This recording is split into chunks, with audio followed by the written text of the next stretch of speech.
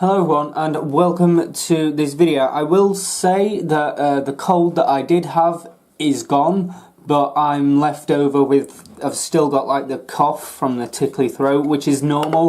Coughs usually linger for, well, what can be up to a few weeks after the actual cold infection has gone. And also if I sound nasally, that's due to the cough and like mucus and stuff like that. But anyway, what I have here is a plug that I'm going to attempt to tear down. What it actually is it is, oh, it says it on there.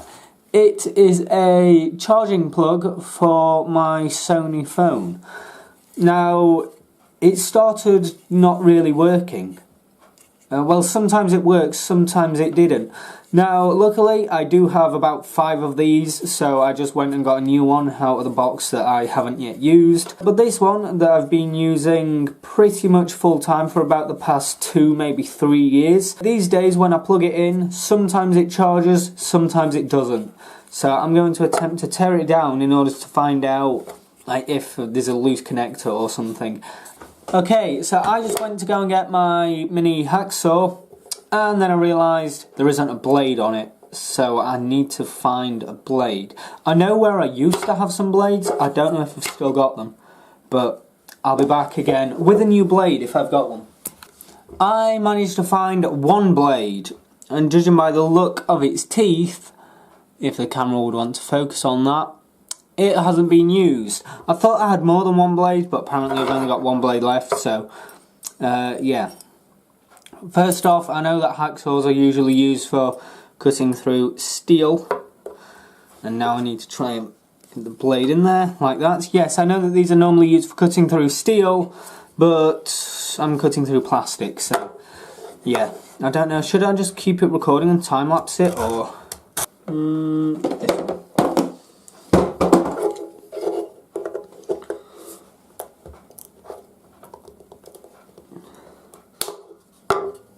Well, that's sort of pulling it off.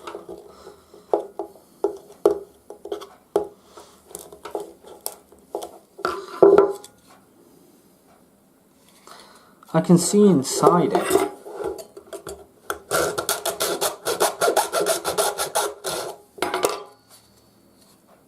Oh, that smells of burning plastic. There we go, got that off. That just went to the moon. Where did that go? Okay, so I've got that bit off. So now there's just all that in there. But let me tidy up the table. Okay, I'm back. And I know that this is an oscilloscope or whatever they're called, but there's a point on it, so I'm going to, well, turns out I'm not going to. I was going to like score down the seam, like the moulding line, but I can't, and it's wet because I was just handling a wet cloth to clean the bits off it. Have I got the wire cutters? I don't need those. That's what I meant to get. Right, so let's... How do I get into this? Looking down the side of it, there's a definite moulding mark down the side. So hopefully I can just prise it apart.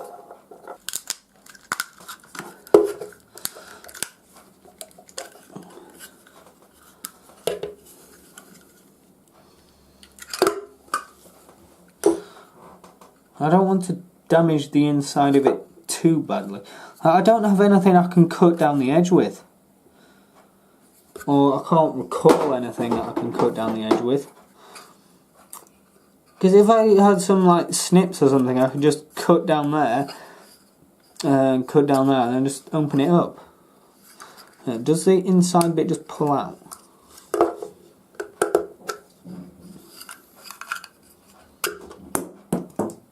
It does, okay. Right.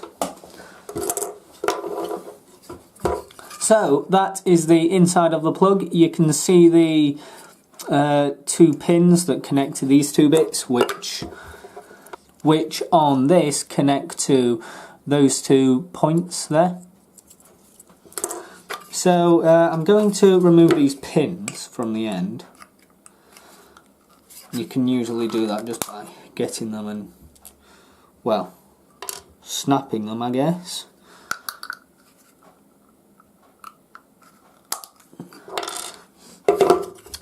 So yeah, you probably can just pull them out, but whatever, I just twisted them off.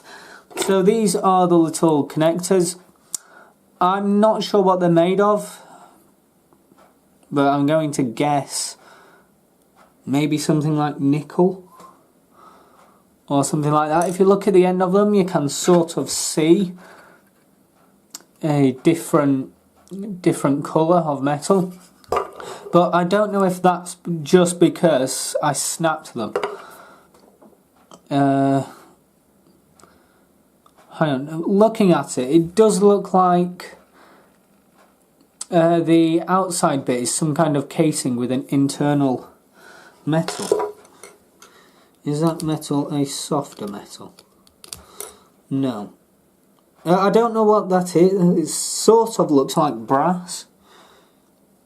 Which is strange because they don't usually use brass in electronics. It's usually copper or aluminium or something. But anyway, there's the 2 little connector bits.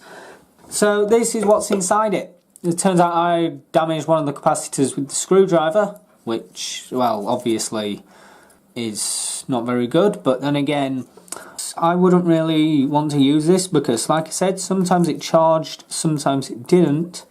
Guessing it might have something to do with the USB connection, which...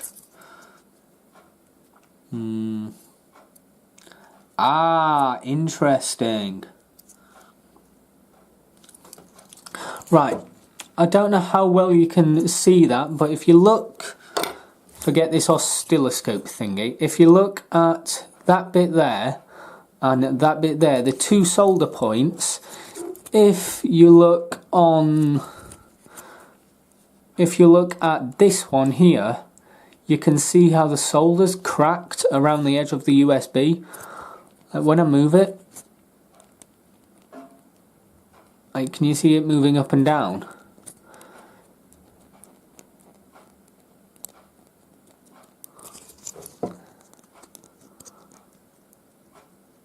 Oh, I've just broken the other one doing that. But yes, it turns out that this was a bit dodgy because, as you saw, that one, the solder on that one had cracked. It's now also cracked on that one because I've been moving it in and out, but it was cracked. That one was solid previously, and then that one was the cracked one. Now, that would explain how sometimes it charged and sometimes it didn't, because it would mean the connection was not being made through the circuit.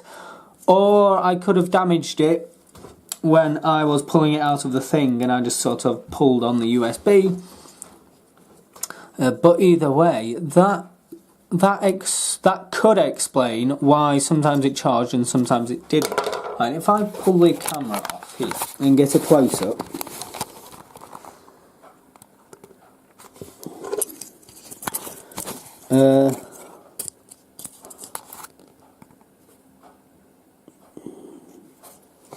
sort of need it in the light. There. You see how that one's moving? So as you just saw, that USB was moving, as was the other one, but like I said, I broke the other one by showing you the demonstration of that one. But that could explain why it wasn't charging correctly. Now, the reason how I knew that this one wasn't charging correctly and how I know it was this actual plug is not only because sometimes it charged and sometimes it didn't, but also when I went to plug in a new plug that I hadn't used before, it charged completely fine. It was just using this plug, when sometimes it would charge and sometimes it wouldn't. And looking at it, that is due to the cracked solder on the USB, which I can remember my PS2 back in the day, that had the same issue. The power connector bit where you plug the power in, the solder had cracked, so sometimes it would turn on and sometimes it wouldn't. Now if I just quickly give this PCB a once over. See if I can spot any more damaged components. No, I can't see any more damaged components, except for the capacitor, which I'm aware of me damaging that when I put the screwdriver in there and tried to prise it open, not realising it just pulled open. But yes, this is what is inside of the plug, and I've found out why it wasn't charging properly. So now I'm just going to rip bits off it, because it's always fun once you diagnose it properly, and then you can just destroy it. Screwdriver, little one please. Let's get the plastic casing off from around there. Do these capacitors pop like the flash capacitors do? Just short them out.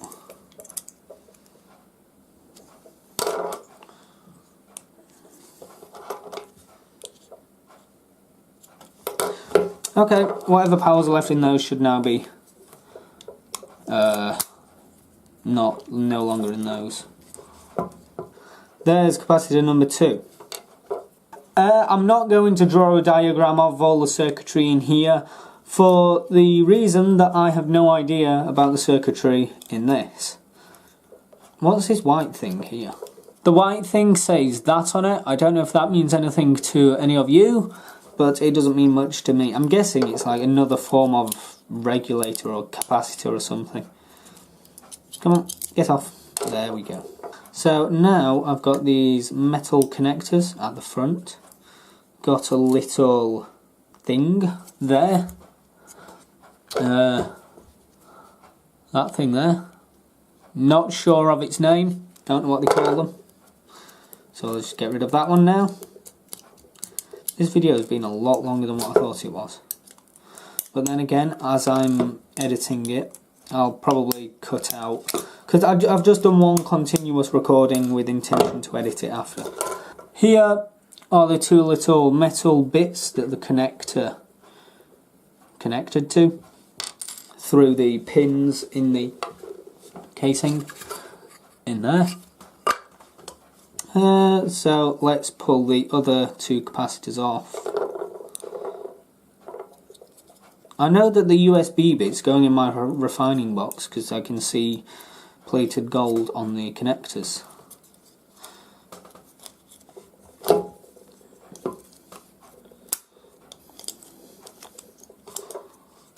There's that capacitor, there's that capacitor.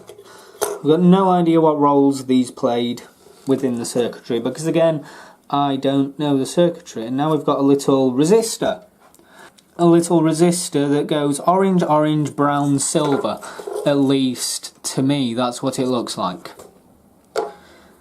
There. It either goes orange, orange, brown, silver, or silver, brown, orange, orange. I don't know which way you look at them.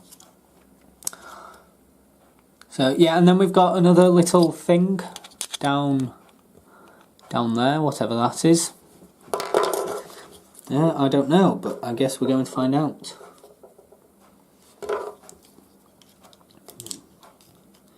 You just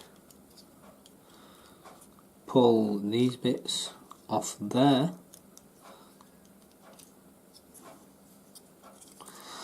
Like that.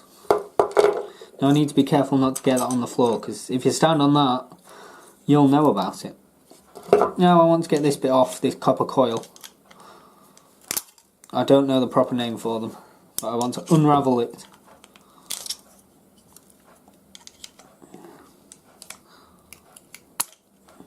Is that metal? Yeah, it is. Okay, I need a screwdriver to prise it open then.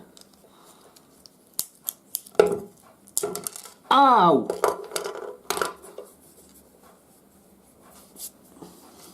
Yeah, that's not metal. There's no way that's metal with the way it's shattered. Also, if you're doing this at home, like, take care of doing it, be aware of what you're doing. And to any children watching, I'd say get your parents' permission before you do this. Right, so there's that bit. Now I need to... You know what, I don't even need to do that. Right, I want this USB. Let's focus on getting the USB off, because that's the bit. Oh, look at all those little bits of iron and whatever. Was that magnetic? Oh, okay. Maybe it is some kind of metal because it's magnetic. That's it. I'm just going to get the USB off, and then I'm going to conclude the video. There we go.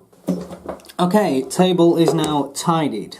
Now I just want to get the pins out of here, because that's the only bit I'm interested in. I don't need any of the casing or shrouding or whatever you want to call it. All I want is the pins. And now they're held in there with a plastic bit. So if I can not stab myself when trying to break open this bit, that would be quite good. Zoom you in a bit so you can see a bit better.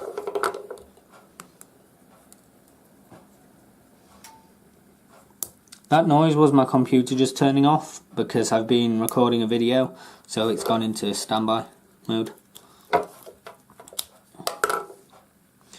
Nearly there. There we go.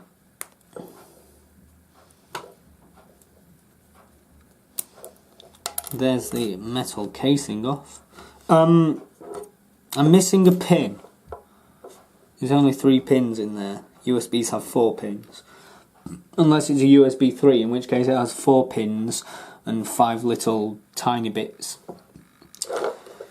Where's that pin gone? I'm not looking through the bin. I don't want the pin that much. If it's not on the table, then, well, I guess I don't have it. It's not on the table, so I guess I don't have it. So now I need to get these pins out. That's fairly easy.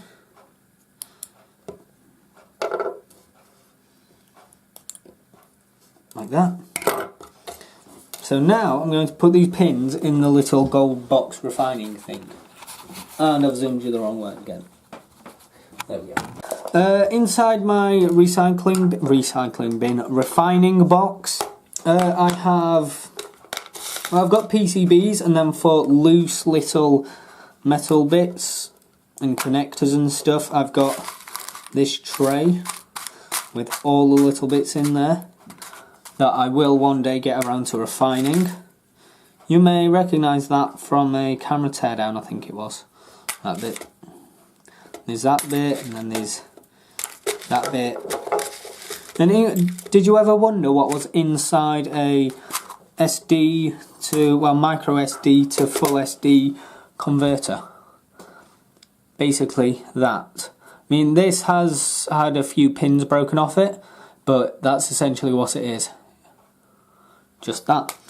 Anyway, I think that's good enough for this video. I diagnosed why sometimes that plug worked and why it didn't, and that's because the circuit was not complete because the USB was loose, and therefore it couldn't make a complete circuit.